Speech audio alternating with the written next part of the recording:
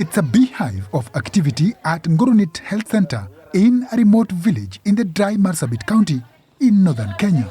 Residents have gathered here, some traveling tens of kilometers to seek medical services.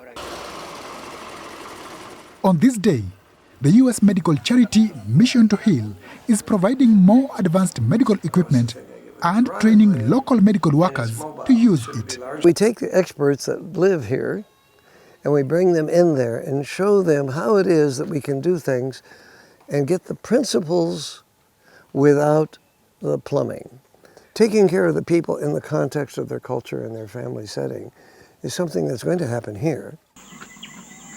Mission to Heal founder Dr. Glenn Gilhod says their goal is to empower local caregivers with knowledge and skills to improve medical services in remote locations like this. How do you tie the last knot? Meshak Lekeda is a local nurse at the Ngurunit Health Center. They've even taught me how to manage some new conditions here and there that I never knew before. And they've even equipped me with the equipment. Yeah?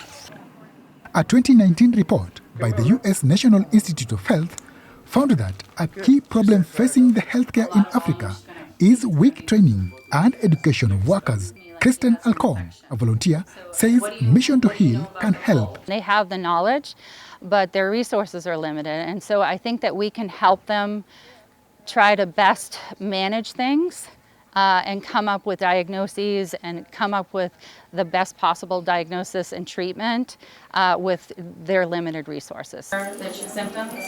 Senaheya Kalaili traveled over 30 kilometers to seek treatment. I came here in a lot of pain, especially my abdomen.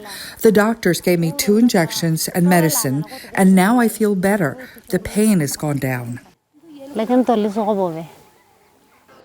Volunteer medical students say they are learning too.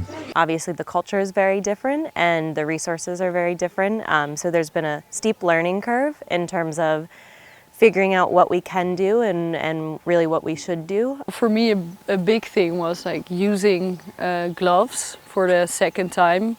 Back home we use the gloves and we toss them. It's not like normal to use it the second time, and they do with everything.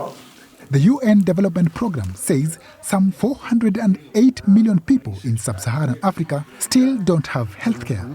Mission to Heal says it has trained 3,200 healthcare workers on the continent. Juma Majanga, VOA News, Ngurunit Village, Kenya.